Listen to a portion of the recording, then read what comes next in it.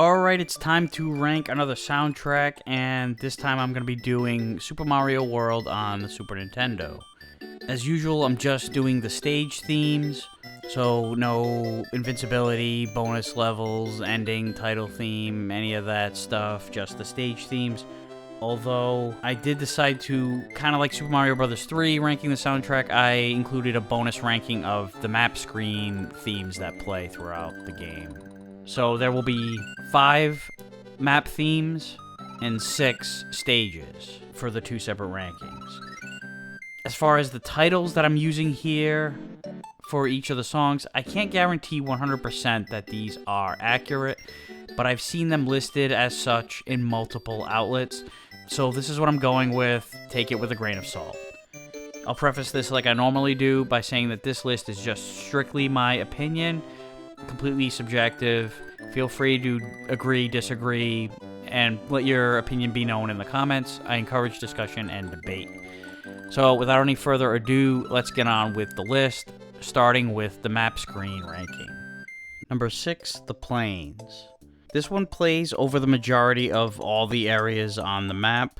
Like its name suggests, it's pretty plain, but it serves its purpose as the generic garden variety map theme. Number 5, Yoshi's Island. Similar to the plains, there's not a lot to this one, but I do like it more than the plains. It's a little more wacky, and I like the percussion. Number 4, Vanilla Dome. This one's kinda going for the vibes of Super Mario 3's hip-hop remix of Super Mario 1's Underground theme. It's got a similar mood. Not nearly as memorable, but still a cool little beat. Number 3, Star Road. A bossa nova version of the classic Invincibility theme? Yeah, I'll take it. Number 2, Valley of Bowser. It's dark and has a badass slap bass going on. I'm never gonna argue with that combination.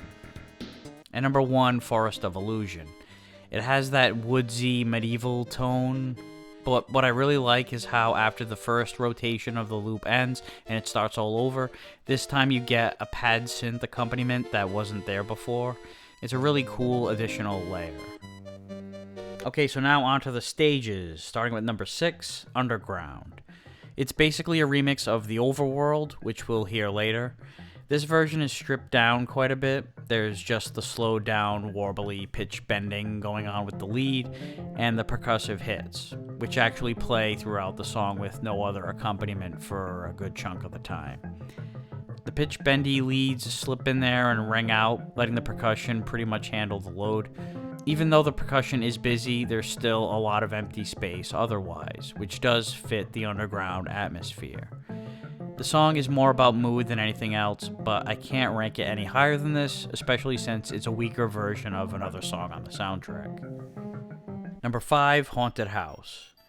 Speaking of being purely about mood, this song does that. The background synth sequence actually resembles Underground's percussive pattern, and the lead's one-note measures during the intro makes it sound like this song is going to be even more minimalist than Underground. But then the organ comes in with that spooky melody that comes and goes, but it actually doesn't repeat. There are a couple different variations that have a very similar pattern, but different notes, and a different key entirely.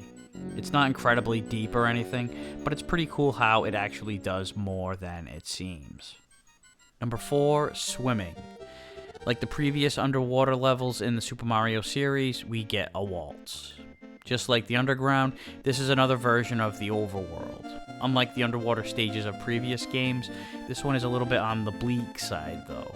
Not strictly because it's slow, because Mario 3's underwater song was pretty slow, but I would say that it sounds more free and floaty, whereas this is a bit on the depressing side. I think it's more about the instrumentation choice and the lower register than anything else, although you can't completely ignore the tempo as a factor. Not that this is a bad thing or anything, just noting the differences in mood than what we're used to. To me, this feels like we're in some murky water. Number 3, Athletic. This is just a straight up ragtime piano tune. Not a lot in the arrangement, just the piano, and maybe some light bass in there too. but it's mostly the chords and the melody of the piano going all over the place. And I mean all over the place. Holy shit, I think every note in the world gets played at some point during this thing. And while it's busy as fuck, and there are changes out the yin-yang, it's all very hummable and catchy at the same time. It's quite an accomplishment to check both boxes like that. Number 2, Overworld. So remember how I mentioned that Swimming and Underworld were alternate versions of Overworld? Well, here it is. It's a way more fleshed out, up-tempo rendition than the ones previously mentioned, and the steel drums give it that tropical vibe that fits with the setting of many of the stages. I also have to say that I love that silly, farty slide trombone that acts as a bass during the main riff and the intro. It's just one of many instruments playing in the background that fills in all the empty gaps. And number 1, Fortress. We're not done with the Overworld remixes, because this one technically is one too, although it's way more subdued. The synth is playing the root notes only. It resembles Underground with the whole dark callback to the Overworld, and it resembles Haunted House in not just the fact that it's a spooky castle theme, but also the approach. It has a similar minimalist arrangement in the early part of the song, with one slow riff out front and on top of the faster background sequence. But it's also 10 times scarier than the Haunted Ghost House theme, because all of this is just a build for when the organ really kicks in and then goes into a kick-ass solo with another callback to the Overworld, with the haunting version of the melody playing on top of the solo. It's fucking great. It was a tough call between this and Overworld, especially since half the soundtrack is based on that song, but Fortress's various sections and the build-up do it for me. So that's it for this list. Here is a quick recap. First, the map themes. Number 6, The Plains. Number 5, Yoshi's Island. Number 4, Vanilla Dome. Number 3, Star Road. Number 2, Valley of Bowser. And number 1, Forest of Illusion. As for the stages, we had number 6, Underground. Number 5, Haunted House. Number 4, Swimming.